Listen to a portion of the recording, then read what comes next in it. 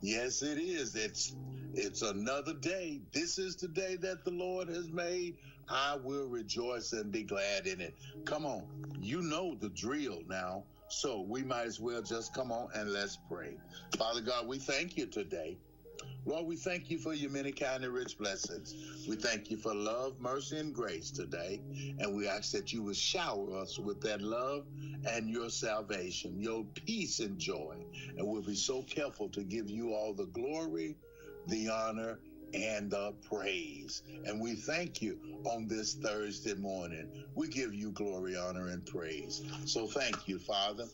In the name of Jesus, let us go into this day knowing that without him, we can do nothing. But with him, we can do all things. Remember what we're talking about now. We're talking about Joshua. We're talking about the book of Joshua, chapter 1, verse 9. Be strong and of good courage. Do not be afraid, nor be dismayed, for the Lord your God is with you wherever you go. You know, in Deuteronomy 31:8, it says, the Lord himself goes before you. He will never leave you nor forsake you. Do not be afraid or discouraged, my brothers and sisters. This message is for someone today. Remember what God told Joshua, be strong, be courageous, do not be afraid. Do not be discouraged. I am with you. And brothers and sisters, if God is with you, even if the whole world is against you, they won't win because our Father has already won the battle. Amen and amen. Yes, he's already won the battle. You know, remember now, discouragement comes when our strength feels too small, our resources feels too little, our past seems too big, our obstacle seems too great, our future feels uncertain. But God addresses discomfort with his presence, his promises, and his power. God does not tell Joshua to be strong on his own. He tells Joshua to be strong because God is with him. Discouragement loses its grip when we remember who walks with us. Praise ye the Lord, my brothers and sisters. Let me give you a quick story for today about Joshua 1 that we can relate more to him through this story. And this is the story of the athlete who lost her confidence. A young athlete lost several games and felt defeated. Her coach pulled her aside and said, I don't need you to be perfect. I need you to keep getting up. She trained harder, gained confidence, and eventually won the championship. God often whispers courage in the middle of failure. Oh, praise God. Praise God. Let me give you an analogy here to go along with that. The foggy glasses. Discouragement makes life blurry. You can see through pain, not truth. God wipes the lenses of our spirit so we can see his plan, clearly again. Brothers and sisters, God already have you covered. All we have to do is walk in his precepts and statutes. God does his best work in impossible situations. And when we remember that, because remember, nothing is impossible for God. Brothers and sisters, always remember, whatever you do, seek ye first the kingdom of God and his righteousness, and all these things shall be added unto you. This is William the Encourager saying there's a way out of your mess, and it's JESUS. We're Where can you buy a brand new Nissan with a lifetime warranty? Kingston Pike. Hey, folks, Gerald Anderson with Ted Russell Nissan. You heard it right. Every new Ted Russell Nissan comes with a lifetime warranty, and that's a long, long time. Ted Russell Nissan on Kingston Pike. Good morning and welcome to AM 1380 WYSH and Ask Your Neighbor. Ask Your Neighbor can also be heard and seen on our website, WYSHradio.com. And if you are in Anderson, Rome, or Morgan County and have Comcast cable, you can watch Ask Your Neighbor on BBB TV Channel 12. Ask Your Neighbor is the program where you call in and do just that. Ask Your Neighbor. Do you have a comment? Do you have a problem? Or do you have a question? Then call in and ask your neighbor. 865-457-1380 or toll free at 877-711-4005. And for those of you that might be listening or watching on the internet, you can email from our website, WYSHradio.com. Just click on the Contact Us button and email your questions. Now sit back and listen as listeners throughout East Tennessee and the entire world answer your questions on Ask Your Neighbor on BBB TV 12 and AM 1380 WYSH.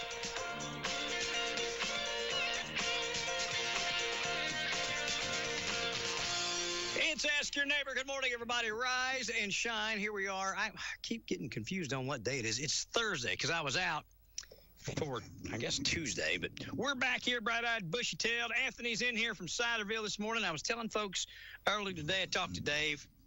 So he got sick, ended up going in. They said his gallbladder was all messed up. So they went in, they got that fixed, took his gallbladder out. Yeah. And then he got, I get some sort of infection set up, got into his pancreas. Yes, sir.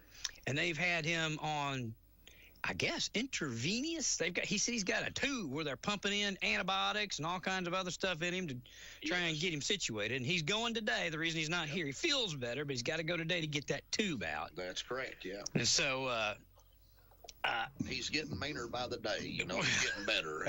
He's getting better. So I joke and say meaner by the day. You know. I've seen him be mean once or twice, but just once or twice. I've never seen him be mean. That's why I joke and say that. I've never seen him. David just always sits around with this smile on his face. Oh no, he was mean with a smile on his face. Okay. I'll just put to you, I've seen him have to ask some folks to leave the barn. Oh, okay. You know, Siderville Saturday night.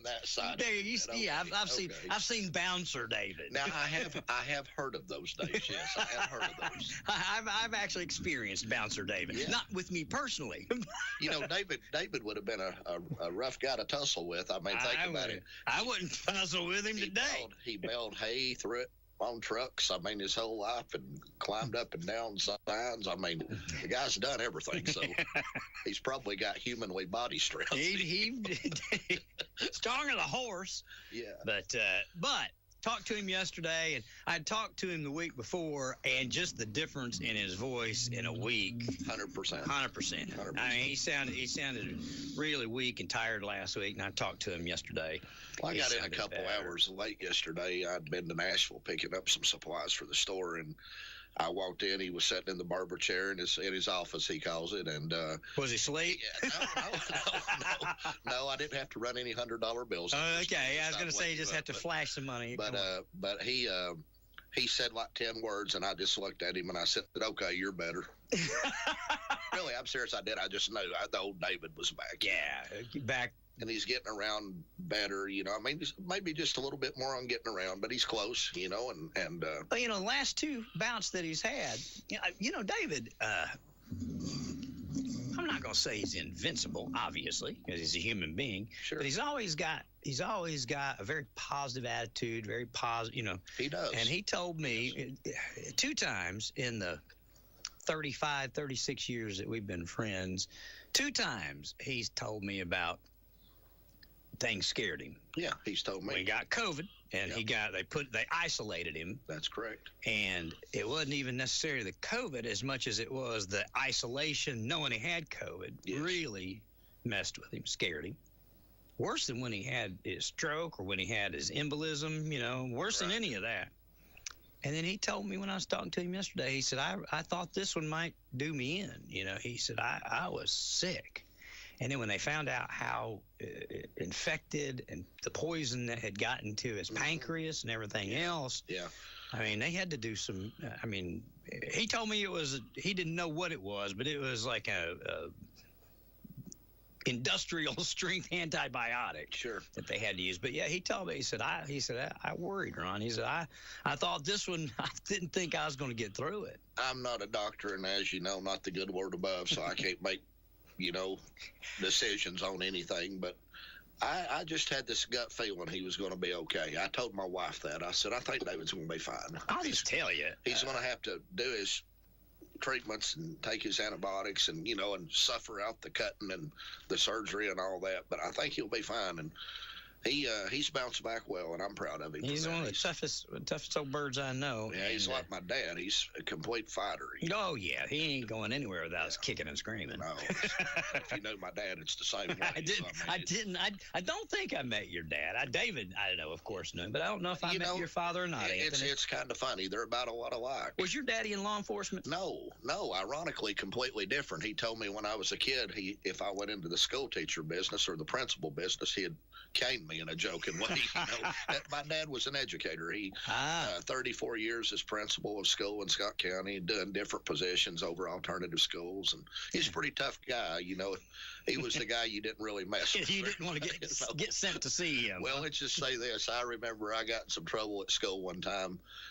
Dad kind of had a rule at home if you got in trouble at school. Yeah, if you started a fight, you got a whipping. If you didn't fight, if a fight come to you, you got a whipping. It's a double-edged sword. Oh yeah, you can't win in those. So only one time I decided, to pick on somebody, and just one time ever in my life. And I just remember when the principal took me down to Dad's office, and Dad asked why that had me down there, and he said, "Well, you boy got in a fight." And Dad said, "Well, what do you do to everybody else's kid?" And he said, "I give them 3 licks with the paddle." And Dad said, "Well, go give him 3 licks with the paddle." And as I walked out his office door, he said, "Hey, Anthony." And I turned around and looked at him, and he smiled and said, "I'll see you tonight." And you knew what that meant. Well, what that meant was when I got off the bus or the car, whichever that day, to cut him a really good switch and bring it to him. So I got 2 whippings. Been there, done that. Yeah. I can remember when I got in trouble in school one time. I can remember it like I'm as clear as I'm sitting here talking to you. I was in 8th grade. Right.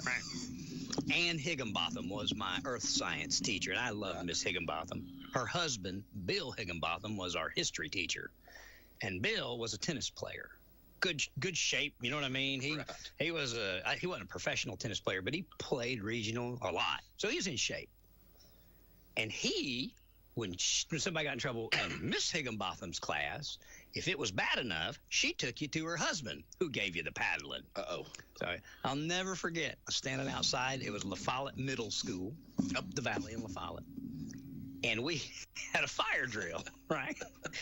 I'm standing out there with all my buddies and pals. And, back in the day, you could kind of imagine from the line of work I do, I've always kind of ran my mouth and been the center of attention. I've always put on the show. There you go. And I was doing that. And I was telling a joke. And it was not a joke you tell and, it was a dirty joke. Right. It was a kid's dirty joke, but it was a dirty joke nonetheless. And so I told the joke with all the enthusiasm and animation you do. Right. And it was a funny joke. And boom, I hit the punchline, and nobody laughed. And there was like 4 guys standing around. And I was like, I gave the punchline again. Little guy, Jeff King's his name. He just looked like this, up over my shoulder. And I turned around, and there was Mrs. Higginbotham. She said, and her husband called everybody boo-boo. And so I knew I was in trouble. She's like, "Excuse me, boo-boo." Yes. She said, "Can you come here?" So I stepped away from the crowd. And she said, "All right, here are your choices. You can get a paddling here from Bill, or I can call your dad." And I said, "Let's just go in and see Bill." Let's just go see Bill. And that's what happened. Well, and she still told my dad. Well, and that's what I was about to say. Anytime I got in trouble, Dad knew about it. Yeah. before I got home. And let me back up. I don't know if she told Dad or not. Dad knew when I got home, which is easy in a small town. Well, as you remember, Bill, I just want to shout out to Craig Reed in Scott County if he's listening today. No. That was a very mean beach paddle you had, sir. Well, Mr. Higginbotham, and if his son and daughter, I know his daughter still lives around here. I think she works in Anderson County, but he had a map, big map, world map up on the wall. And he would pick a country. He'd like, grab Argentina there, boo-boo. And you put your hands on Argentina, pow! Yeah. However many you're going to get, 1, 2, or 3. Anyway, so I've been there, done that, and then, like I said, get home and do it again. Yeah, get home and do it again. 3 licks, and then more 3 licks, and maybe even grounded. So. I always dreaded the switch. But Dad wasn't a switch guy. Dad was a belt guy. Mom was the switch. When Mom sent you out to cut a switch, well, it was a double-edged sword. I knew I was going to get in trouble. I knew I was going to get whipped with a switch. However, I also knew I wasn't going to get whipped again when Dad got home unless it was really bad. Unless it was really bad. When it was really bad, Mom didn't send me to cut a switch. She just said, wait till your dad gets home. Yeah. That was all. When that happened, you know you were dead. It was worse, especially if it's like 2 o'clock in the afternoon. You had till 6:30 to wait. It was a painful 4.5 hours. It was because then you tried to be like an angel. Can I help you do that, Mom? Go to your room. You know. You want me to help you cook supper? Yeah. You want me to do laundry? Go to your room. I know. So been there, done that. We've done that. That's good enough. But you know what? The old-fashioned raisin was good raisin. Yeah. And as we've kind of talked before, I think if kids had more of that in school and, more of it at home, perhaps it would change some things. It would change things. But as your dad was tough with what he did, David's tough, going to be back next Thursday, he said. Next Thursday. That's what he said. Right on. That's what he told me. Next Thursday he's going to be back. So that will be the 18th. At least we'll get to have him here, a week before Christmas. I believe he'll be here. I do. I've got to get my Christmas present for him. Brother, I haven't bought the first Christmas present. I'm in trouble. Literally, I'm in trouble. Well, so, Anthony, you're gonna have to get. I mean, I've been bragging a little bit because I've got a bunch of mine done. In fact, I've got all of mine done, I think, and I've got probably 80% of them wrapped. I wish I were you. Well, I started in October. Right. I really did. Yeah. And I'll tell you what, I found these bags you can buy, and they got a little string on them. You just drop it in there, pull the string, I need some and tie it. I need some. It's of these online. bags you Oh, speak of. dude, what I've done, I'm gonna wrap with paper traditionally. One thing for everybody. Everything else goes in a bag. Goes in a bag. Yeah. And they look pretty full and everything. It's not one of those paper bags that you put in, you have to put paper in. No, it's a plastic bag, decorative, and the rope is ribbon, so you pull it, then you tie the ribbon in a bow, and it looks pretty as a picture. And it's not really that you're being lazy. It's that you're trying to save people's fingers. Save their fingers. Yeah, well, paper over. I'll just tell you the truth is, it's trying to save time. For one, I can't stand it. For one, I can't sit in the floor too long. Yeah. My back kills me. End up laying in the floor. You know what I mean? I sit for an hour and lay down for an hour. Yeah, I'm the same. I can't sit on the floor either. My back, I've had surgery on it. It's those days are done. Been there, done that. Well, I haven't had surgery on it, but I get it. Yeah. That said, I'm doing good, pretty good. So I wish I were you. Right now, you know what? Just give people musical instruments. You own a music store. I've got a good idea. Let's get people musical instruments. That's a good idea. Well, guitar picks, Anthony. That's a good idea. That's a great idea. Good idea. It is a good idea. I'm telling you. Yeah. Everybody uses guitar picks that comes around Ciderville. And you can even use them to unlock your door, like if you're good. Closet door at home. If you know, I mean, there's a few little tricks to it. And it depends on the size of the pick.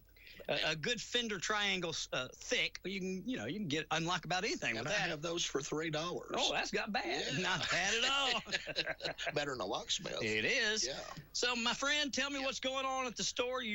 We're last week and a half, 2 weeks, rocking and rolling here, getting ready for Christmas. So we're selling instruments. It's been great. The good Lord has been good to us. Of course, in business, I say this every time I come. You always want to do better. You have to. Mm-hmm. But we've been doing really well. Martin guitars are rolling out the door. Drum kits are rolling out the door. Fender. We've got some specials right now on some Fender guitars if anybody out there wants to get them. Here we go. That's what I'm about. These Christmas specials, baby. If anybody wants to get theirself a loved one, family member, whatnot, in a good guitar, we've got a $2.99 special that comes with a case. Is that the? Do you have the outfit, the rig with the guitar, the soft bag, and an amp? Is Fender doing that this year? We actually have a box. That was the other thing I was going to. And thanks for reminding me of that. That's always real popular. Yeah, it is. Yeah, we've got kits that's got like a Stratocaster guitar or a bass guitar. Gotcha. An amp. Yeah. The strap, the strap and cord. Every single thing you need to plug in. You open the box and you're ready to pick. Yeah, you're ready to rock and roll. Yeah. So we've got that in electric instruments, like I said, with an electric guitar and a bass and a Fender. And then the other things are just the acoustic wise, it's just a case, and the guitar, we've got it in a natural color and a black, solid black, like a Johnny Cash color. And we've just got some really cool stuff. And we started carrying earbuds, so like if you're a musician that wants to play in the band and get away from the monitor system on stage, we've got the in-ear systems now. We've just got a lot of cool stuff we've brought in, and we just brought in Laney guitar amps. Oh, we're going to sell Laney guitar amps. Laney, no, I'm not. Yeah, family-owned business, one of the greatest amps you can buy, dependable, trustworthy, good warranty, just a good amp. I'd been going to do this for a year, and I finally got around to it this week. We've got 2 of them in stock right now, a tube amp, and my mind just went blank. Yeah, that's why they need to come by the store. Come by the store and tell me what it is. I got to get it out right now. So, dig it up and explain it to Anthony. So we've got a solid state amp. There you go. Tubes and solid state. Right. Which do you like better? I'm a tube guy. Me too. Yeah. I'm a tube guy. The old analog, vinyl, needle, tube. Right. That warm. Right. When they heat, once they've heated up and sound good, that warm melodic sound. I mean, Ron, I can't really lie. I'm really neither right now because I don't play guitar anymore. But when I did, I was a tube guy.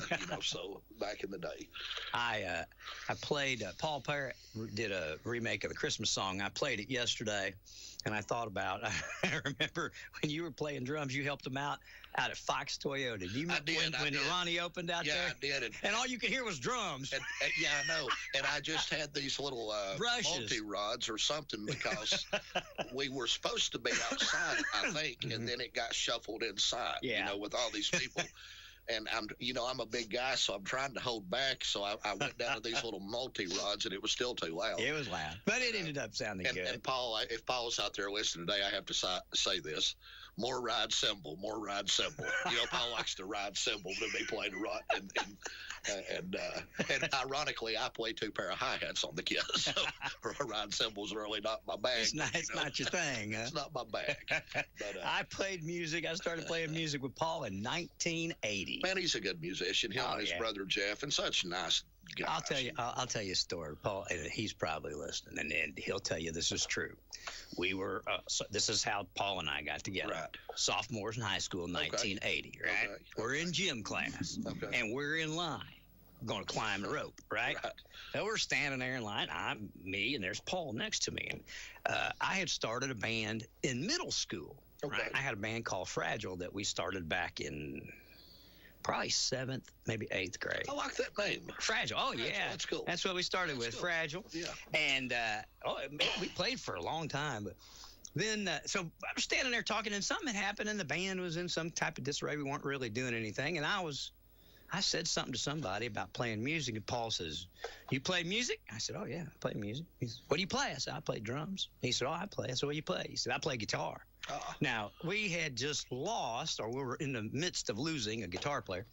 And I said, "Well, are you any good?" And he goes, "Oh, yeah, I'm very good." Yeah. Swear to you, this is what sophomore Paul Parrott said to me. I like it. I said, "Well, how good are you?" He said, "I'm better than Ted Nugent." Now, if you remember in 1980, Cat Scratch Fever and Wango Tango, and Ted Nugent was the bomb.com, he buddy. Was the bomb. That's right. And I said, "You're better than Ted Nugent." He said, "I'm better than Ted Nugent." I said, "You want to play music?" He's like, "Maybe." And so I said, "Well, me and Jimmy Knuckles and Scotty Grow," I told him who all. He was like, yeah. So he came, joined our band. Oh, that's just cool. I like it. And you know what? He was better than Ted Nugent. He is good. Guitar player. He's one of the best guitar players walking. However, if he's out there listening, I'm going to have to say, I'm going to have to figure out somebody that knows Ted Nugent and tell Ted Nugent this story. And maybe we can have a guitar battle off, on the side of the street. I'm just saying, we go back to 1980, Paul, and 1980, Ted, and he was good. Hey, Paul is a great musician. His brother Jeff as well. Absolutely. And fantastic human beings. You know, good guys. That's God's honest truth. Lynn Pierce was our gym teacher. Yeah. I just looked at him. I said, "You're better than Ted Nugent." He goes, "Yeah, I'm better than Ted Nugent." Yeah. I mean, I love it.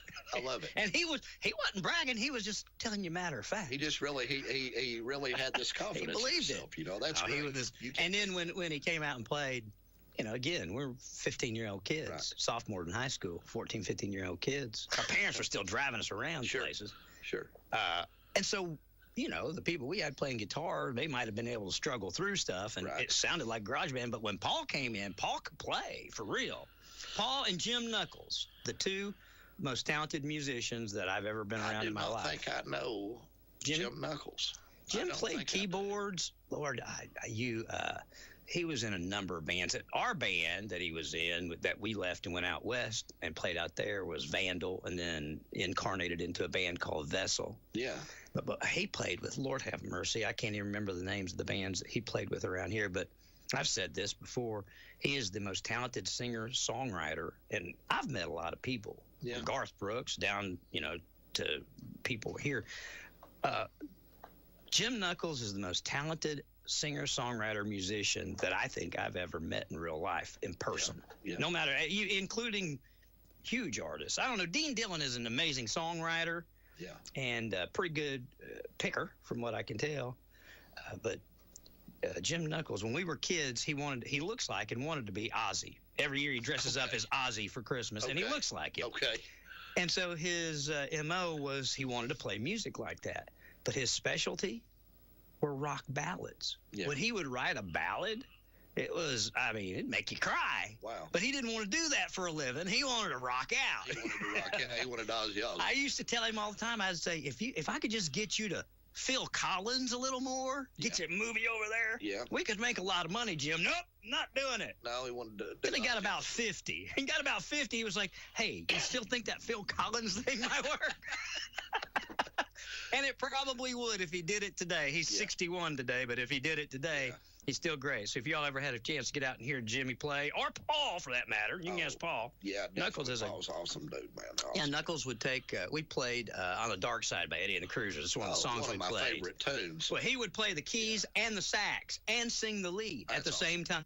That's awesome. That's how talented Jim Knuckles was. Of all the bands I've been in, all the bands I've had, we've always struck the notion to play Eddie and the Cruisers on the Dark Side. It just guess what? We've never did it. Really? So you have inspired me. It's a band's band song. It's a band's band song. You know what I mean? It's the audience loves it, but it's just, I think it's one of those songs. A lot of bands, you heard it and it just like was wow. But the real name was something in the Beaver Brown Band. John something in the Beaver Brown. John Cafferty and the Beaver Brown. Yeah. What a great album. Too. Oh, it's a fantastic. But the movies are great. He would. I loved them. You could imagine this. We'd be playing like, we played rockers out in Phoenix. Rob Halford of Judas Priest Club. He owned that club. Yeah. We were playing there one night with Slayer. We did a show with Slayer. That's pretty cool. That was kind of cool. It's kind of scary too. Yeah. You could imagine Knuckles. One-edged sword. Yeah. Knuckles had a harmonica that he wore around his neck. Yeah. Tenor sax that he wore around his shoulder. Right. A Moog keyboard set up all over the place, and lead vocals. Well, you know, that's funny. A guy named Michael Essex, giving him a shout out. I don't know where he's at out there today. He was a Knoxville guy. Guitar player? Well, ironically, singer, guitar player, bass player, player, background singer, keyboard player. Listen, this guy shows up for a gig. We needed a fill-in one night. And I reach out to this old, we joke and call him this old cat, Michael Essex, you know, and he comes in and he looks like kind of Elvis Presley with his black hair up, you know, and he's got a 6-string Ibanez bass. I'd never played with anybody with a 6-string bass. He puts a harmonica on around his neck.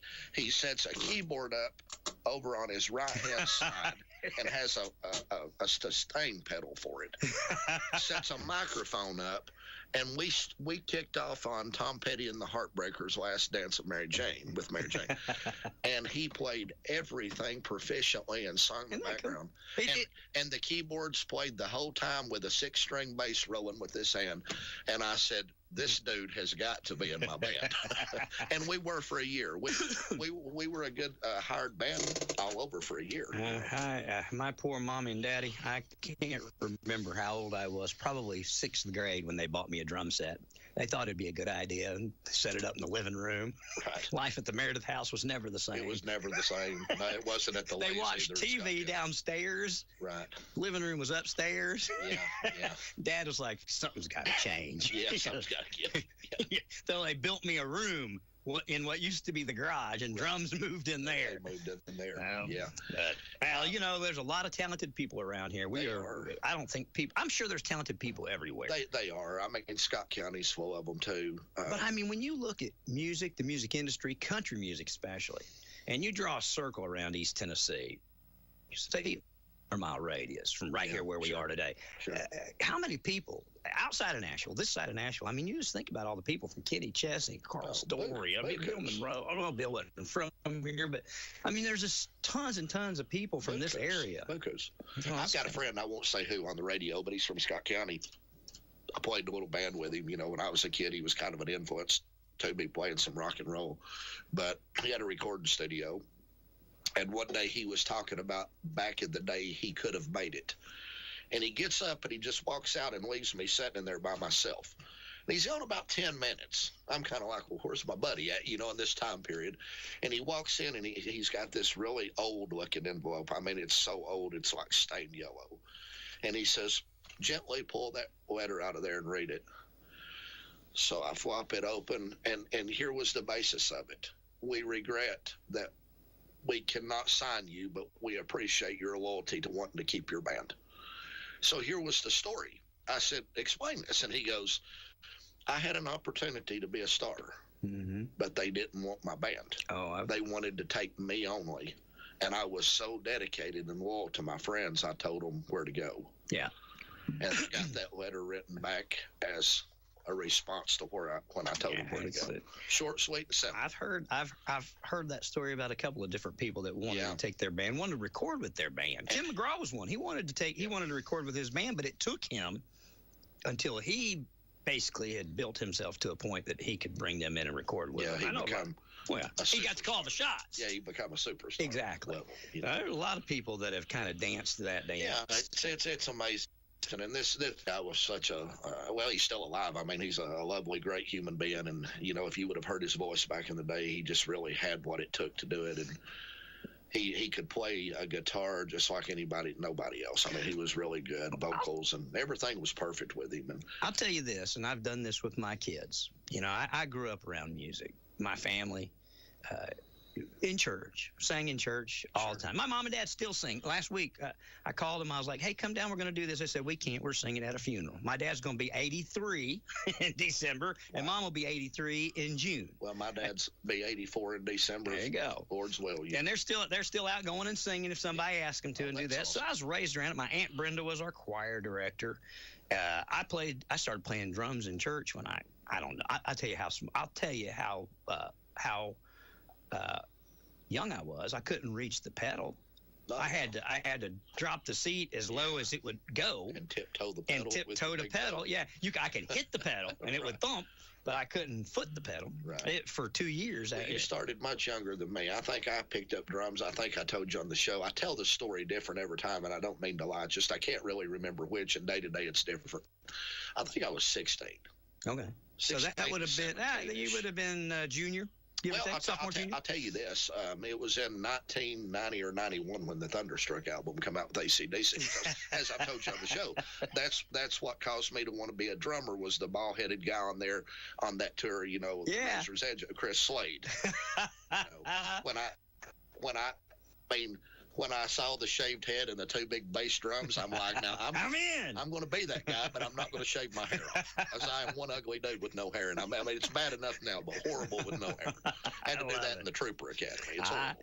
Been there, done that, my friend. My wife would leave me if I had to shave my hair tomorrow. Okay, it's that bad. So, I get you, pal. I understand completely. But yeah, I wanted to throw, if you don't mind, to switch gears just a little bit. I always plug this guy in, Scott Rebel, Ciderville Music. Yes, he can take care of anything. Guitar technician. He just fixed a very sweet lady and a good customer of ours. A Gibson guitar the other day, a high-dollar Gibson guitar. I'm gonna bring you my daddy's. His neck broke. I bought him a really nice Gibson. Yeah. And my brother's son dropped it, and it popped right at the stock. It always do. That's what they do.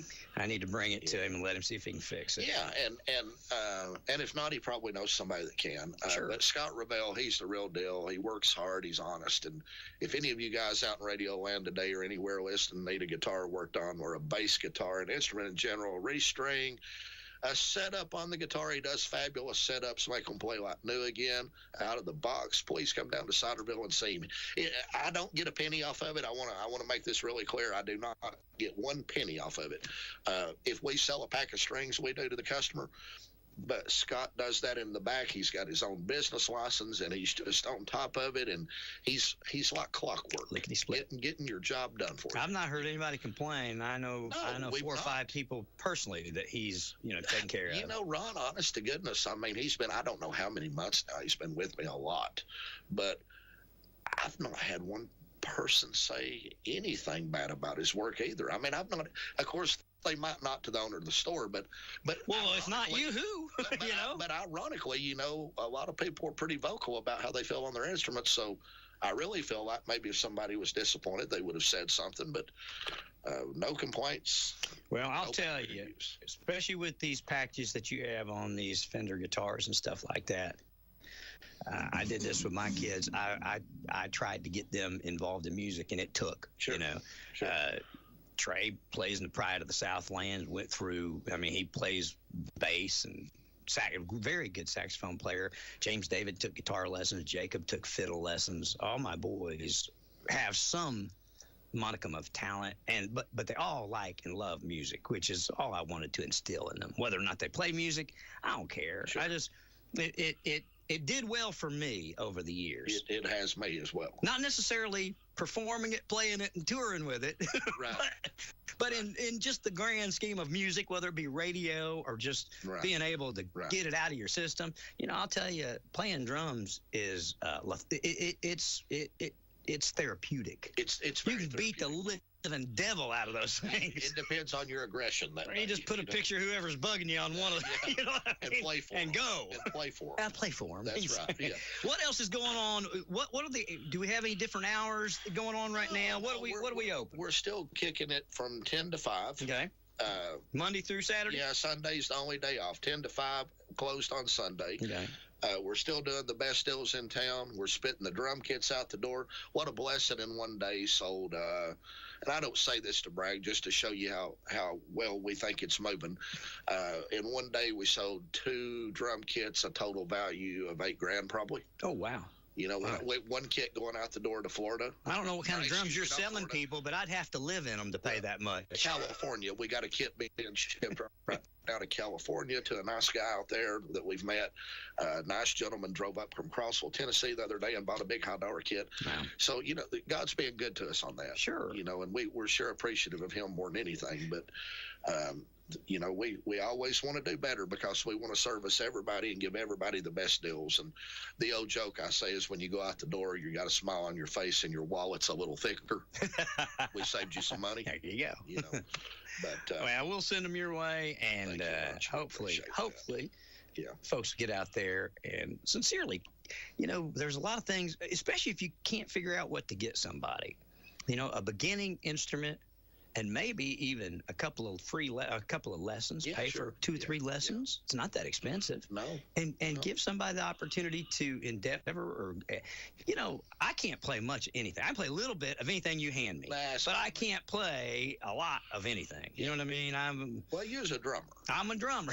And now that says it all. Now I'm not a banjo player no more like I used to be, and I can prove that if you come in and I sit down and try to show you how to play. I've never known you to be a banjo player, Anthony. I was. Really? Yeah. No, you weren't. No, seriously. You can play a banjo. Yeah. All right. Listen, I'm gonna have David bring banjo in here next week. No, you're not either, because I'll embarrass me, you, and the good Lord above, and everybody. Listen, I'll play it if you will. Listen, do I have a minute to tell the story? You got as long as you want. Well, I didn't know if you've got another guest. Do you have maybe. I don't know, but don't worry about Tell it. him to come on. I'll Go get ahead. out of here. You go ahead. So, real quickly, a lot of people don't know this, but I started at 10 years old, and that's how I met David, was buying a good Gibson banjo. But actually, back in my young days of being a teenager, I've played with Bill Monroe, Ralph Stanley, the Osmond brothers that wrote Rocky Top. The Lord even blessed me to meet my hero, Earl Scruggs. I got to go to his house in his elder years and sit on his front couch and play banjo with him, play all of his big hits. So a lot of cool stuff I got to do. Like I said, the good Lord was good to me when I was a kid too. He blessed me with a little talent to play banjo, and I actually put out. You pick guitar? Yeah, I did actually. But Did you get ready to say you put out an album? I did on banjo. Up. Yeah, I've got one. I've got a spike hairdo. Okay, well, how about this? Let's meet in the middle. Bring that CD. Thursday. I can do that probably if I can find it. Listen, I've got a bunch of the cassettes. It was back in the day. Well, bring me a cassette. I got a cassette player too. That we can do. I can't get out of this. No, I got you. And if you go one more further, I still got vinyl player down. I still got record player. Dude, you have got and here. I am locked in. I can't get out of this. Locked and loaded. So pal. if I do, we'll do. If you don't care what you play, the song Orange Blossom Special. I'll do that. I did not know you was a banjo picker. Oh, I speed picked up. I remember. I'll tell you. I remember when your dad and you bought the Martin that Chet played down there. Yes. I remember. So I always thought you were a guitar drummer. Was it Gibson? It was a Gibson Electric Chet Atkins country gentleman. Country gentleman. Yeah. Back when he went with Gibson for just a little bit. That's what he had come to Ciderville. Yes, sir. And picked that guitar while he was there with us. Yes, I think it was for Kaz's birthday. Man, I can't remember. Maybe I missed him by 20 minutes or 2 hours. I was a big Chet Atkins fan too, and I just remember we walked in the door and he had just left, David said, and he's like, he just played that edition guitar I've got hanging on the wall. We picked. I gotta have it. It was a pretty star-studded thing. Kitty Wells. I'd give anything. Chet Atkins and Oh, did you sell it? Yeah, you back knucklehead. Back to David. You knucklehead. Well, I traded with him, and I'm going to joke and say he probably got me on that one, because David's a good businessman. But yeah, I kept it for years and did that. And I think David's even got a picture of him. He does. With that. Yeah, he sure does. And he sure does. And I've got pictures of me. I'm like this small kid, like 100. At the time, I didn't bodybuild and hadn't ate half of a cow. So I'm like 130 pounds, maybe 40, soaking wet. So the guitar is this big old gold and bright orange guitar that's bigger than me. Did the country look kind of like the Gretsch? I'm trying to. It's the same thing. That's what I thought. The hollow body. That's Gretsch. what I thought. Yeah, it's the same thing, and such a good guitar too. I'd give anything to have it back. Yeah, that's never going to happen. You win some and lose some, pal. Well, and like you do, I've done that on some pistols trading, and when you're a kid or getting a money jam, and when you're a young man, and you let some stuff go you wish you wouldn't, but guess what? You did. And you live and you learn. And I do cry over spilt milk. Yes, they say. Well, especially when it's a country gentleman Gibson. I know you have to cry over spilt milk. There you go. All right, Monday through Saturday, 10 to 5, Ciderville. And like I said, go in there, and even if you just get somebody buy them a couple of lessons. Do you guys still? Are you giving? Great guitar teacher, Nathan. Great guitar teacher. Good theory of music guy. College teacher. Sure. Good guy. Good with kids. Yeah. Good with elder people, middle-aged people. even somebody stupid like me, he could probably teach me to play a guitar. Okay, so I mean, he's a winner. I might put him to the test. But he could buy me a couple of guitar lessons, Ron. Yeah, okay. No, I meant for me, not for you. not for you, for me. I put him to the test. But seriously, I know there are people out there and you're thinking, what can I get this person? What can I get that person? Maybe it's not for everybody, but if you've got somebody that's interested in music, get them.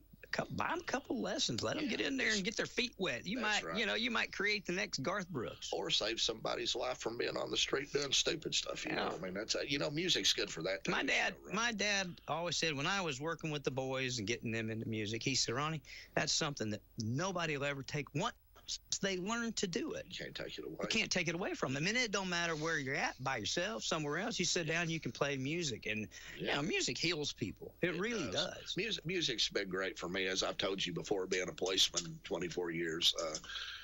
Nobody could ever understand why, I would go play a show, play a pub or whatever. You had a bad week, you worked a murder case, you worked something big, something stressful. It doesn't really matter what it was. When you go sit down on the drum set and you watch people out in front of you have fun. Yeah. It's just like a restart button. Oh, yeah. You just completely recharged. Or as I joke, like riding a Harley Davidson. You get on your Harley, you take a 30-minute ride after a bad day of work. Life's different. You're in a better mood. Absolutely. It's like it takes it out of your system, out of your soul. I don't know. It's great. I sat for 7 years, I guess, every Friday and Saturday night at the barn playing music. And I know exactly what you mean. I could walk in there after having just a hard week here. Yeah. Even dread going. You know what I mean? You're like, holy cow. Not again. And at the time, I also owned the Home Shopping Network video catalog channel. I was part owner of that, and my responsibilities were basically that I ran it. So I would go to work. I'd work here, and then on Saturday nights, Friday nights, Saturday nights, I'd go to Ciderville. And we didn't do two shows. We only did one on Saturday, one on Friday, one on Saturday. And but it would end at, I don't know, probably 10 or 11. And then I'd have to be on TV at 2 a.m. Sunday morning, Saturday night, Sunday morning, until 6. I did that for a long time, and people, same thing. Why in the world would you do it? It's because you could walk in there with the whole world on your shoulders, and after a few minutes, a couple good songs, and especially if it comes off like Donnie and Patty, we'd sit down and what's that song? If you ever do, even Bring It On Back. Yeah, Bring It On Back. And they could harmonize. We'd do that song, and the band was tight. We all knew it well, and they sounded great. We'd kick that thing off, and it was like, phew, everything was better. Yeah, just better. Yeah. David put me in charge of the barn now, right? Did you know this? I didn't know that. Really, you did? Did not know. I didn't know. Well, I guess everybody knows now. Well, now everybody knows. I think he kind of wanted me to tell everybody. I hope I'm not holding you up here. No, you're good. You're good. We're good. Perfectly good to let you get somebody else on. But I got a phone call. This is kind of how this went down, and my wife and I got a kick out of it. David calls me at 8:35 at night. Yeah. And he says, "What you done?" I said, "I just sitting around, And he said, "Well, effective at 8 o'clock tonight, which was 35 minutes ago, you're in charge of the barn." And that's how David hires you. That's how it went. It's kind of the Kaz Walker way of doing it. It was kind of cool. Hey, I need you to do this. But anyway, the gentleman that was running it, he's no longer there. And David, David's getting a little older. He said, "Look, I'm 83 years old. I just don't need any more stress, and I don't want to be aggravated with it.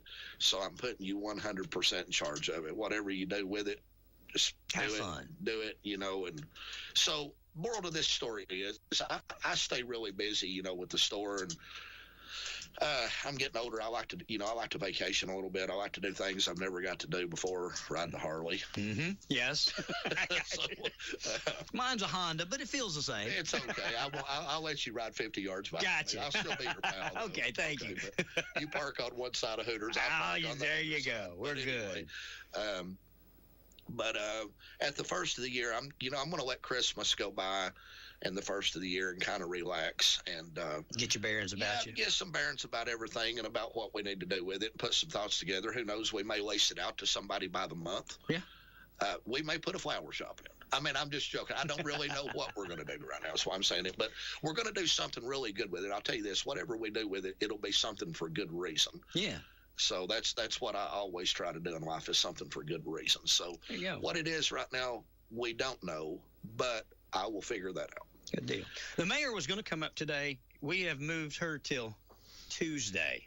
He's not going to make it today, so we've moved her to Tuesday. So we're good. So I can keep running my mouth. You can talk as long as you want to, brother. Let's see. When I was born, Ryan, in 1977. Back in 77, back when men were men and women were women. Yeah. I get it. Yeah, so. But we're hoping for a good Christmas season for you. I really do. Appreciate that. I feel like that kind of sets a standard, kind of gives you a launching pad into the next year. And it'll be our first one. Yeah. And, with the place kind of going downhill for a couple years before we come in, where Mr. West had retired, and saying absolutely nothing bad. Sometimes that just happens. I mean, it could go down bad for me tomorrow. That's just business. Yeah. But when David retired, things kind of went down a little bit. But I think from what I'm feeling, just the way we're servicing customers, and we're nothing. I want to make this clear. We're not fake about it. My real rule with dealing, I was an elected sheriff, and my rule with dealing with people is, to the deputies I had, not number one, I told them, if you arrest somebody, when they get to jail and they can honestly tell you, I hated to be arrested, but I'm glad that you're the one did it, then I think you've done a daggum good job. Yeah. And I treat them with respect. Yeah, that's the moral of the story. Treat people how you want to be treated. I can remember times going in a music store and feeling like nobody cared to talk to me, or like I was the second piece of cheese there that nobody wanted to eat, and they was with their buddies. No, I know. And I had money to spend too. Maybe not as much as their buddies, but maybe I had money to spend too, and felt like nobody cared to take it. And we just run it pretty simple at Ciderville, just like David did. Come in, we're going to be your pal and get to know you. And you don't have to buy something every time you come to want to come down and play one of our guitars. If we've got something that you want to play, come play the thing, man. That's what it's. Try it on. Figure out if it's for you or not. Take your belt buckle off, though. Well, take your belt buckle off. Or put something over it. Yeah, please do that. But we just want to be the hometown store that everybody can come and feel comfortable in. We don't want it to feel, like a corporation or a big industrial building. We like the way Ciderville's set up. I wouldn't change anything about it. It's just really a cool place. It is, and it has been. It's borderline a museum. It is a museum. It's a museum. It really is. Let's be truthful. It's a historical monument, pretty much. Yeah, you know what? I don't know if it is or it isn't, but it needs to be noted as a historical landmark. Well, I joke and said that to say, that in people's minds, it doesn't matter if it's on record or not that way, but in people's minds it is. I know, but it ought to be on record. But it should be. It really should be. It should be, with David's name right there. But we just want people to come, Ron, and just experience nothing but good there. We don't want to lie to anybody to sell them anything. And we're not mad. We're not one bit mad even if they come try it out at our place and buy it somewhere else. We hope that we make them the best deal. Well, you guys have got the best price, so if they go somewhere else, they'll pay a little bit more. But if they want to do that, they want to do that. That's if you want to spend more of your money, fine with me. That's none of my business. But I personally, we'd rather have it here, but okay. Prefer to have it. Yeah, gotcha. But we're not mad at anybody about anything. We just run it open-minded, and we know musicians, a lot of musicians that work for a living. They struggle financially. I did it before trying to be a musician. I remember those days. So you know what? When somebody comes in, if I can help them, I want to. Sure.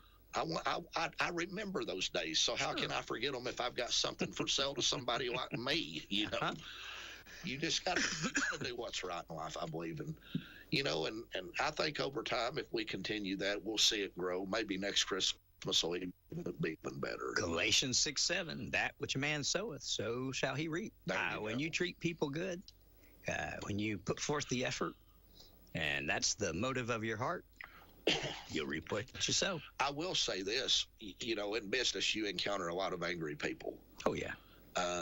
They're mad about this. Maybe they've mistaken something, thought they were lied to. Maybe even a business owner did lie to them. Who knows the truth? Sure. But I'll say this at Ciderville, I've been there a year, and we've not had, unless there's something I'm forgetting. There was one situation that involved a guy that was there in the past that a gentleman was upset over.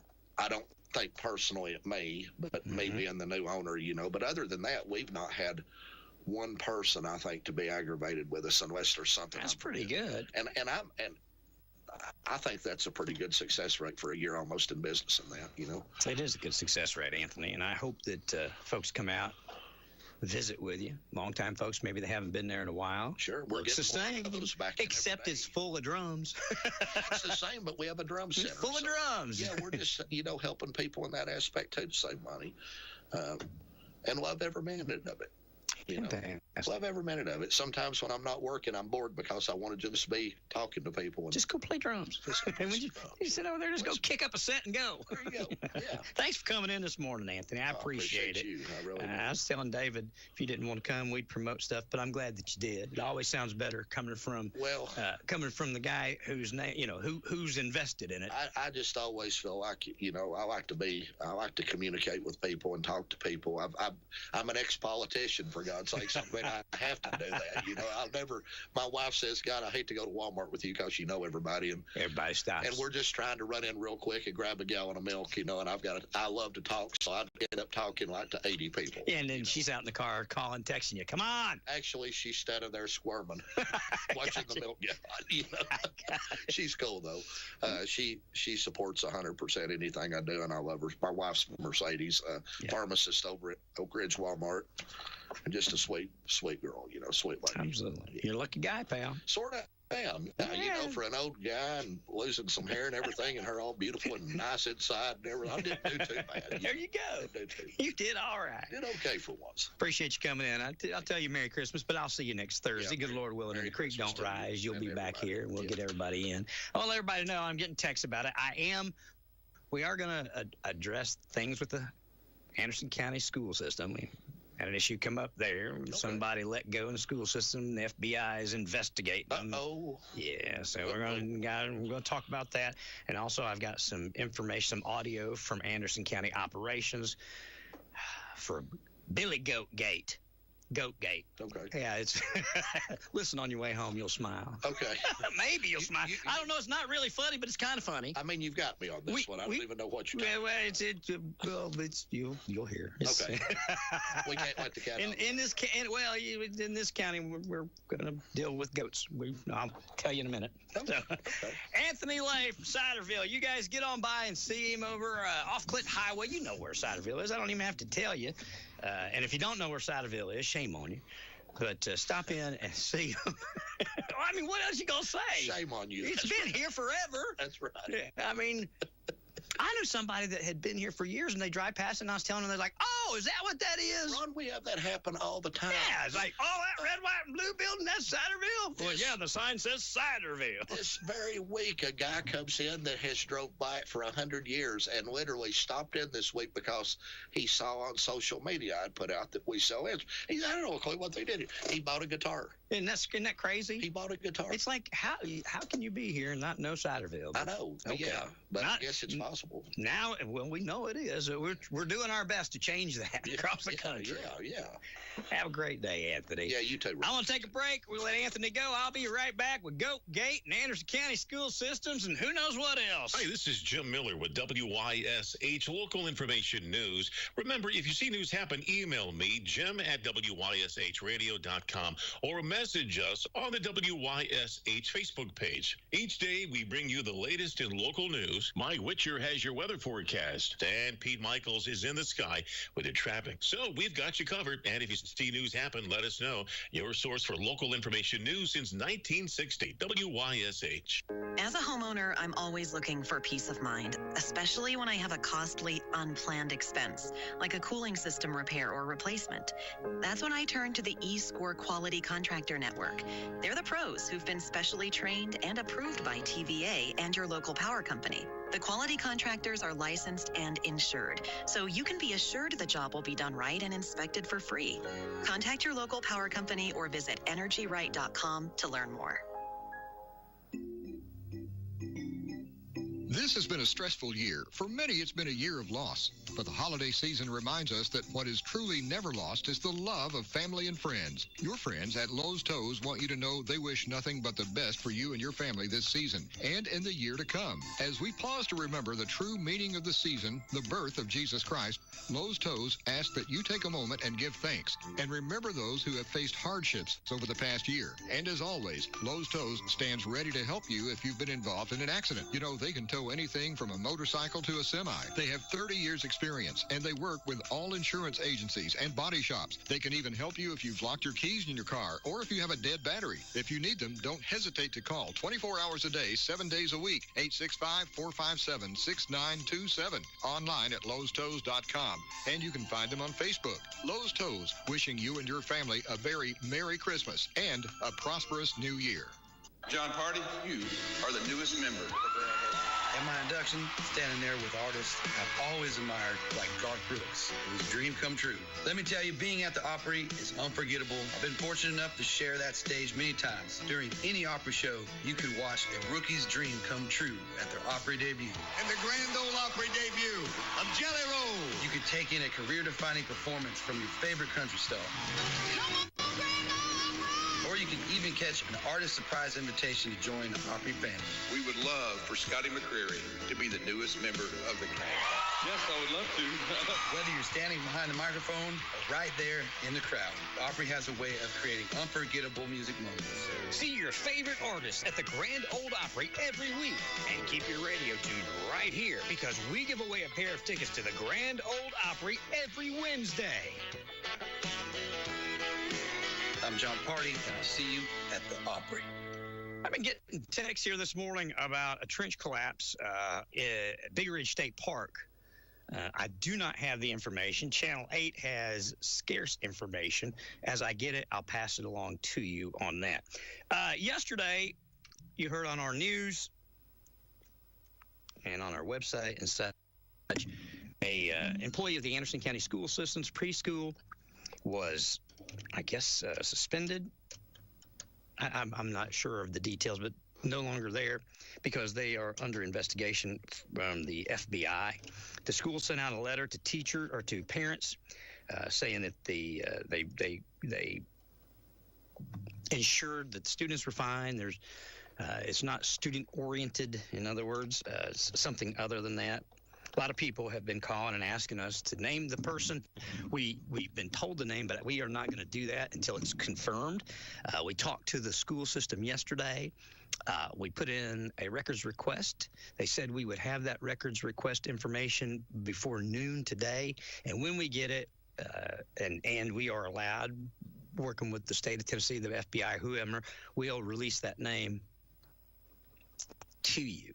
So we'll do that. And if you guys have anything that you want to speak on about that, we can do that. So just laying that out there for the moment.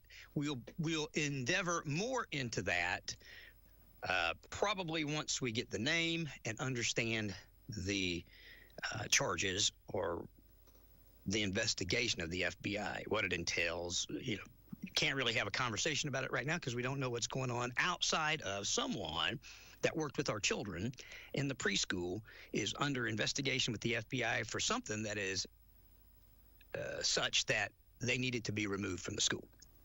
That's all we know. I tried to get Dr. Parrott and Ryan and some of those folks to disclose the name. They said the FBI was very specific of what they could and couldn't disclose. But we've put in a records request. I'm going to have the name for you, hopefully before the top of the hour, and if so, I'll tell you here. If not, then that's okay. We'll get it as soon as we get it. So that we will pass to, and if you have, like I said, anything you'd like to add to it, you can do that.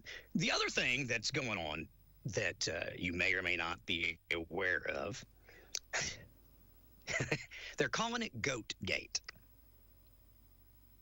Monday night at the Anderson County Operations meeting, I'm just going to play you what happened.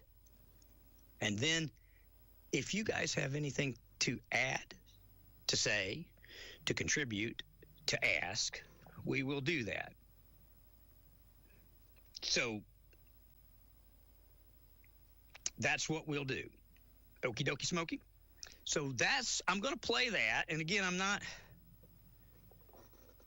somebody was talking to me yesterday. Hey, are you going to put this on there and let us talk about this person that was in the school system with all the trouble that the schools have been through lately? Blah, blah. No, I'm not doing that. I just want to wait until we have the full information before we get on the radio and start ranting, okay?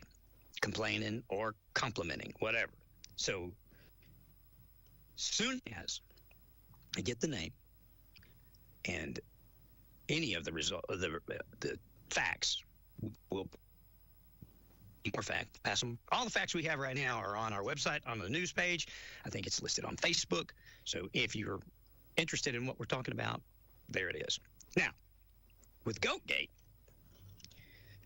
I'm going to say this before I play it.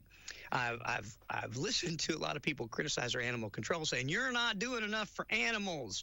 We love animals, and okay, true. I know that you do. I do too. But I've listened to that. There's been a criticism of our animal control and the way they deal with animals, basically saying they need to treat the animals better, the critters better, they need better. Well, now our animal control confiscated an animal, and now the same people that are cheering and that were aggravated about us not taking the animal control, not taking care of animal well, now they're fussing at animal control for taking too much care of an animal. Acting too much. I don't know. You can't win with some of these people. But here we go.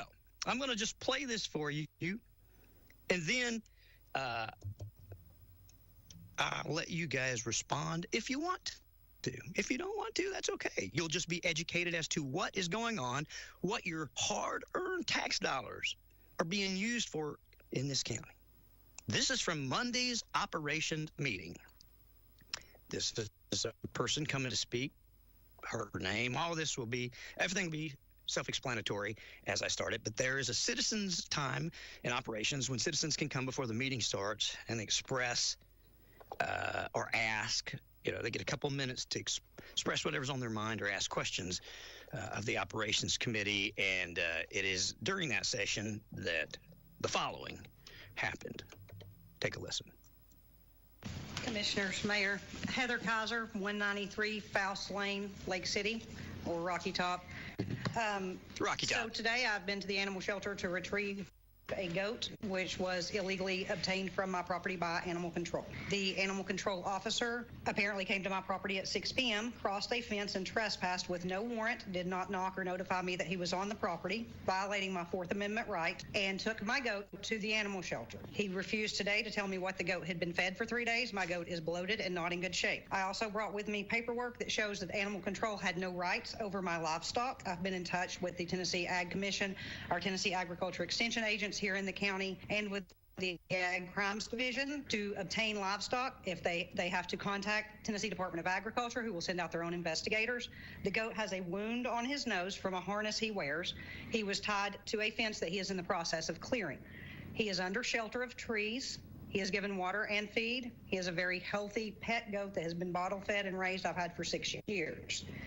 They were refusing to give me the goat back. I did get the goat back today and brought him home without paying the fees. They were insisting on vet care for a very superficial wound on his nose. While I was at the animal shelter, when I called this morning, I was treated rudely. When I went there today, I was treated very rudely, and they threatened me with making everything public, and the pictures he had taken of the goat's nose public, which is fine because they're public on my Facebook page. He also threatened me with filing a complaint with the Tennessee Department of Agriculture. Fortunately, I've already filed a complaint with them, and the Ag Crimes Division is involved. So I brought copies of the laws. If anybody wants those, I can hand them to y'all, or you bring them to me. Okay, this is the one that pertains to livestock that says for them to come on the property and look at livestock. You can go ahead and pass them out.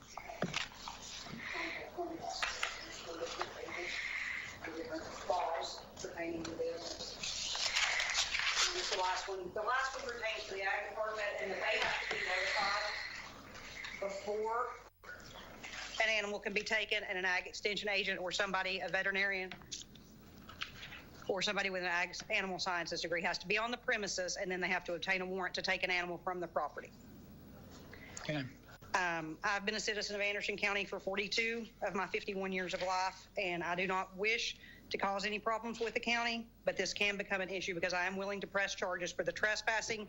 They destroyed an over $100 restraint system that we use on the goat, took the harness from my goat, had cost me time off work to get to the shelter. So I am willing, if not done about this, to press charges against Damon, who I dealt with, and against Anderson County. Okay. All right. All I can tell you is I found out about this at approximately 5:25, and all I can tell you right now is everything's under review. Thank you. But it is under review.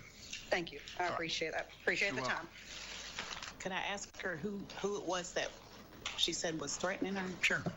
Ma'am. Ms. Kaiser. Ms. Kaiser, I just had a question. Who was the person that was threatening you? I'm sorry. He was threatening me with making things public, calling the Tennessee Department of Ag on me, told me if I didn't want to pay the fees and fines that his words were, when I said I'm not paying to retrieve my goat, I need my goat. He said, if that's the way you want to do it, then I will file a complaint with the state of Tennessee and this will go public. It will be made public with the pictures. Who was it? Damon was the man's name. Okay, thank you. Mm-hmm.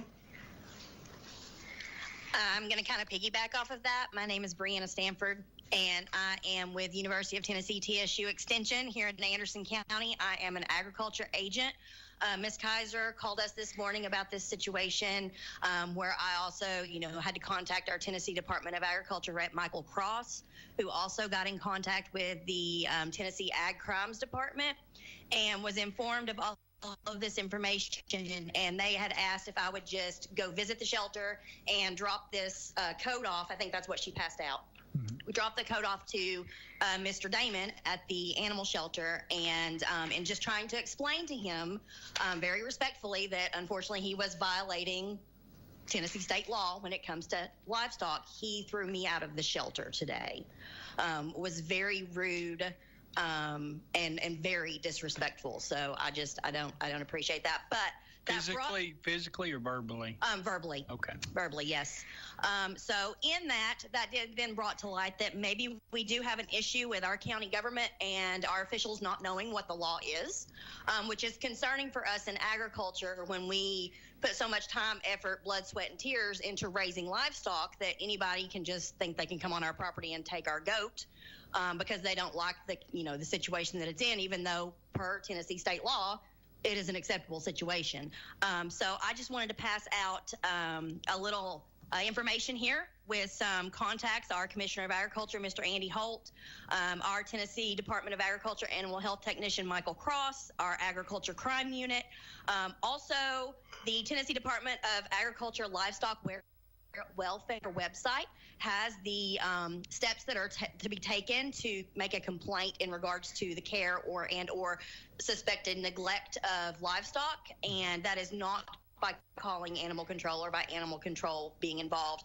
That is by filling out a form on the Tennessee Department of Agriculture website to file that complaint, and I've got a copy of what that complaint looks like, so that way you guys can see. But it just bring them and let me look at them, then you can disperse them. That's our rules.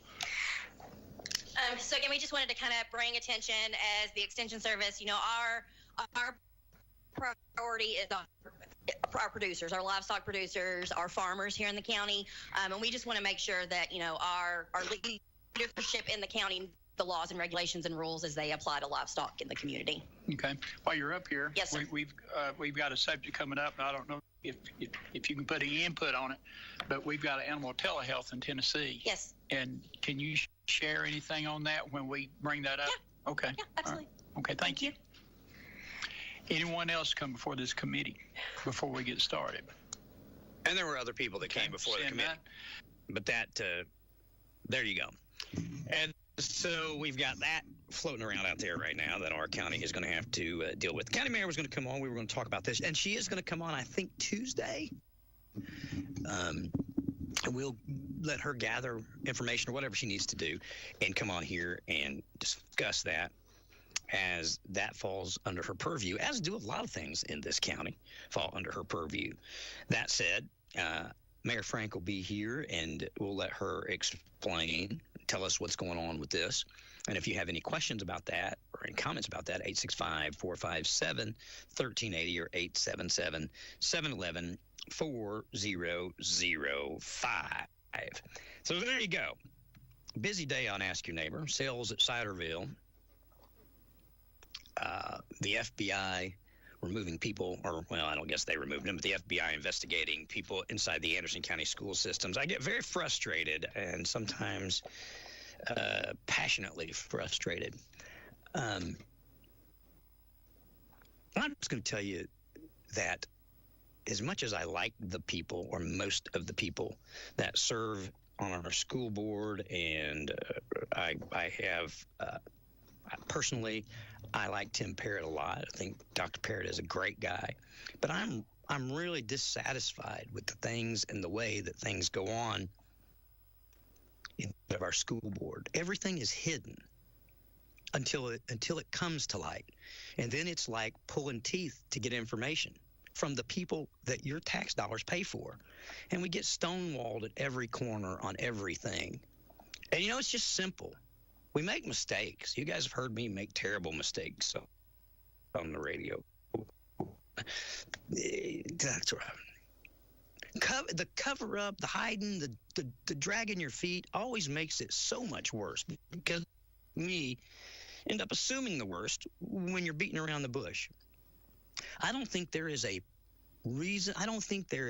legitimate reason in the world that the parents that have kids in Anderson County preschool shouldn't be told who the FBI required us to lay off, get rid of, fire, so whatever we did, because they're investigating them. What would they, if they were investigating them for, I don't know, something that was completely unrelated to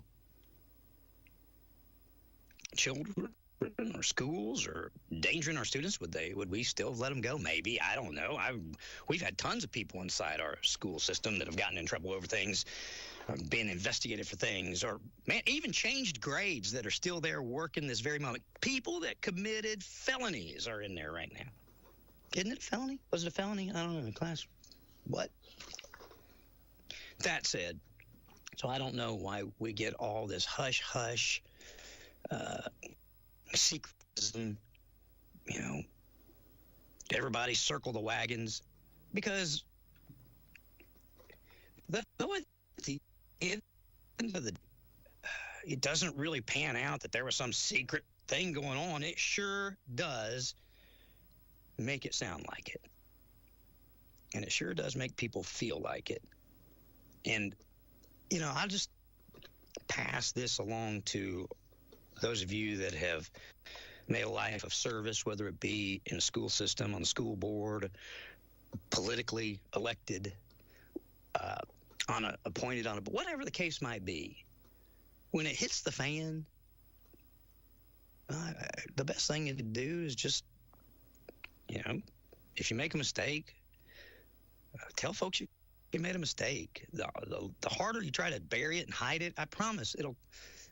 I know the person that was, or I don't know. I've told whom it is, and I'm not going to release it until we get to the proper people tell us we can. But you're not going to be able to keep it buried. So just be forthright with us.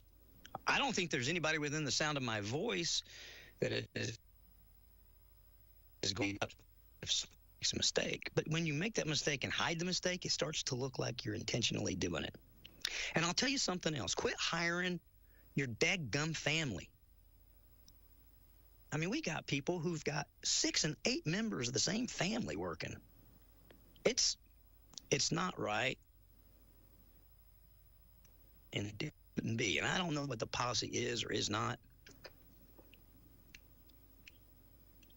And I'm not saying you shouldn't be able to hire someone you're kin to, but you ought not be able to, start your own little pack with you, then your brother, and your sister, and your kid, their kid, here kid, their kid, everywhere, a grandkid.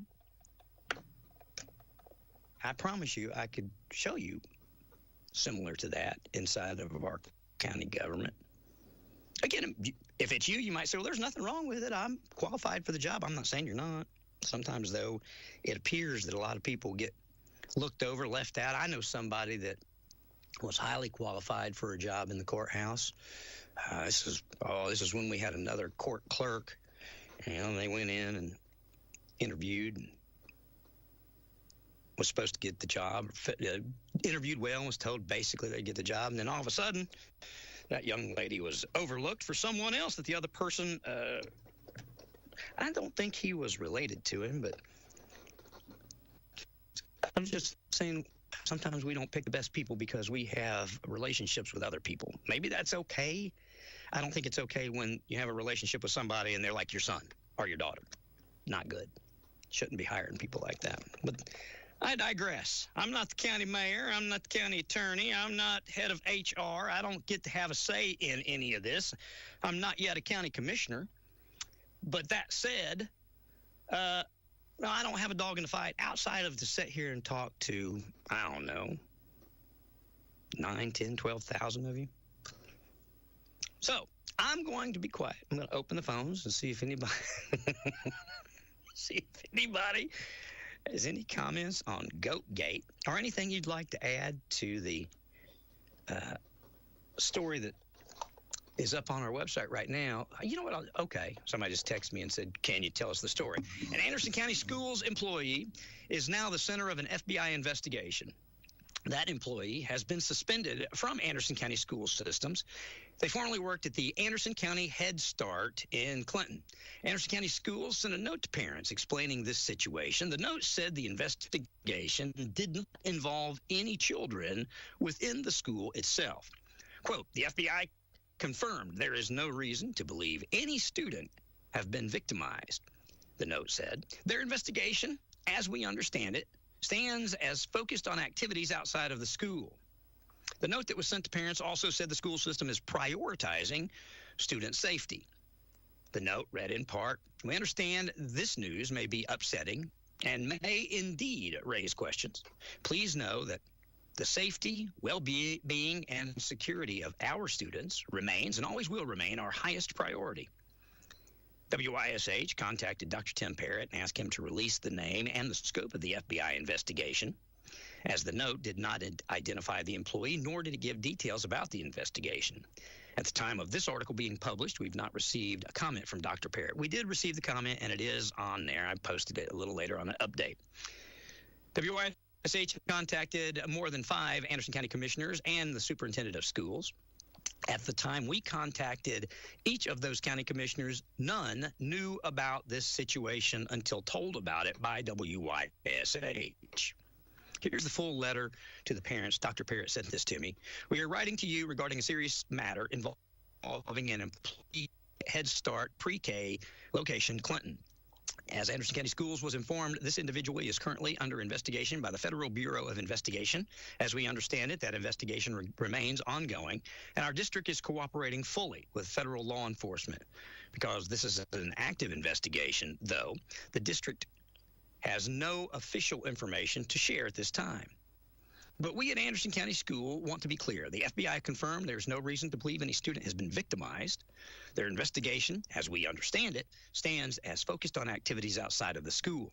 Out of an abundance of caution, however, we made the imminent decision to suspend the employee at issue while the matter is pending.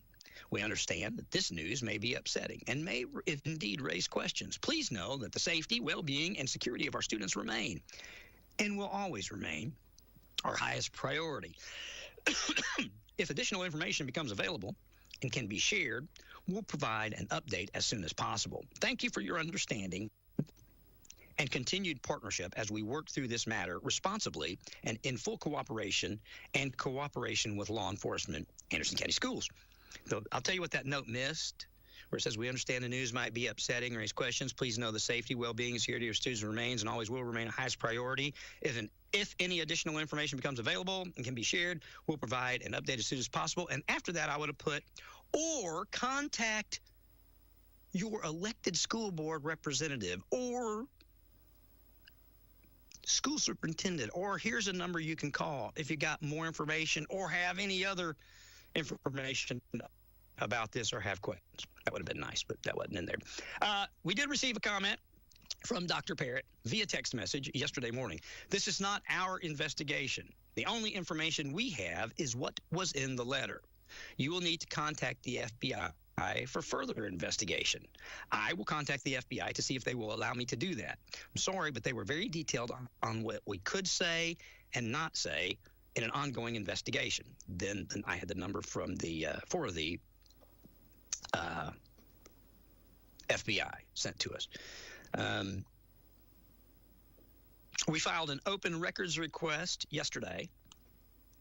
And that open records request, Ryan sent me a text yesterday and said that we would have that by lunch. They're going to try and have it by lunch, so I appreciate that. So there's that. So we've got two fun things going on. If you guys would like to talk about it, weigh in about it. If not, that's great, too. We'll call it a day and head toward the house and see what the day has to bring. 865-457-1380. And like I said, Mayor Frank is going to come. And especially where it comes to animal control. We're building, a $5-8 million new animal shelter. A lot of things being done for animals. I love animals. If any of you know me, know I've had an animal as long as you've known me here on the radio. I had a dog. I've had cats. I've got 3 dogs at this very moment. I got Emma. I got Zoe. And the newest addition, Peanut. Which I got to be careful because Jeff Coles keeps threatening to steal. I'm an animal lover. I get it. I'll open the phone lines up. I'll take this break. I'll be back in 3 minutes. You can count them down yourself if you'd like to. But 3 minutes from this moment, I'll come back giving you the opportunity to weigh in, ask questions. And if there's something you'd like to know that I didn't address or had not been addressed, or a question that you have, if you'll call me, I'll make that part of the questions that I ask once I'm able to have conversation with some folks that do know what's going on.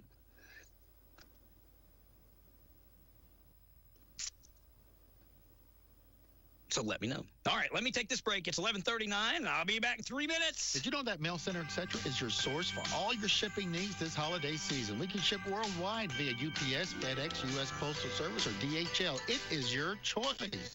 Did you know that we also have mailboxes for rent and can accept packages on your behalf? You don't need to worry about being home when delivery arrives. We're here for you. Notary service, passport photos, shipping supplies, copies. You could take care of all that at the Mail Center, etc. And now we have a beautiful gift store featuring locally made items where you can find that special original gift. Stop in today, see our newly remodeled store, and finish your holiday shopping in one place. Mail Center, etc. Across from Methodist Hospital on the Turnpike in Oak Ridge.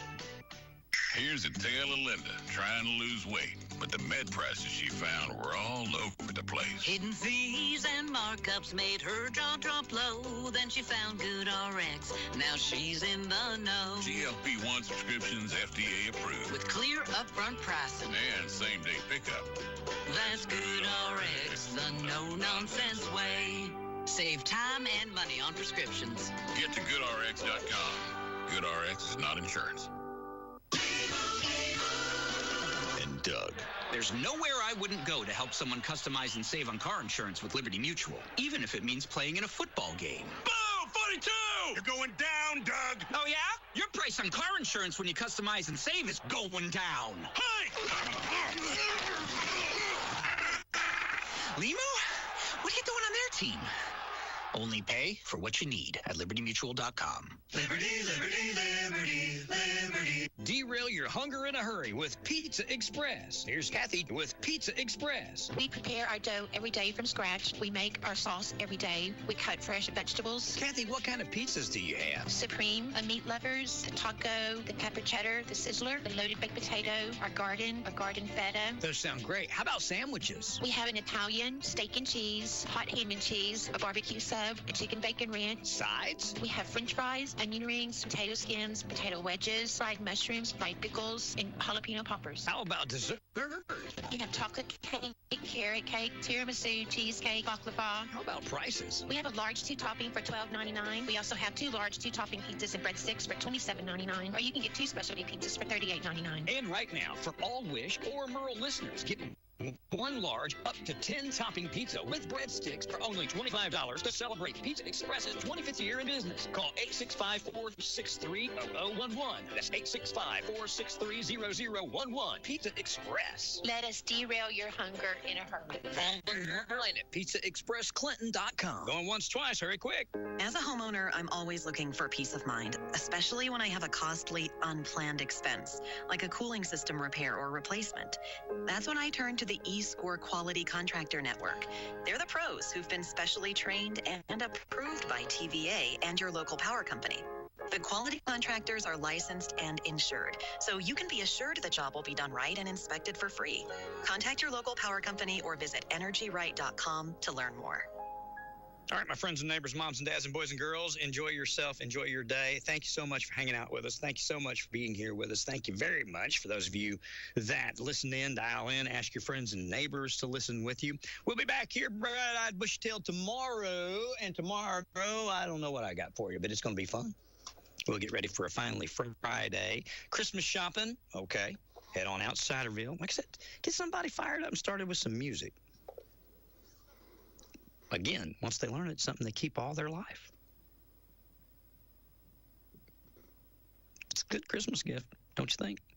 Have a fantastic day. Thanks for listening, everybody, and I'll see you back here tomorrow. Thank you for listening to AM 1380 WYSH and Ask Your Neighbor. Make sure you tune in at 10 a.m. each day, Monday through Friday, right here on AM 1380 WYSH and BBB TV 12. Or listen live online at WYSHradio.com. And remember, if you have a question, comment, or problem, call in tomorrow and ask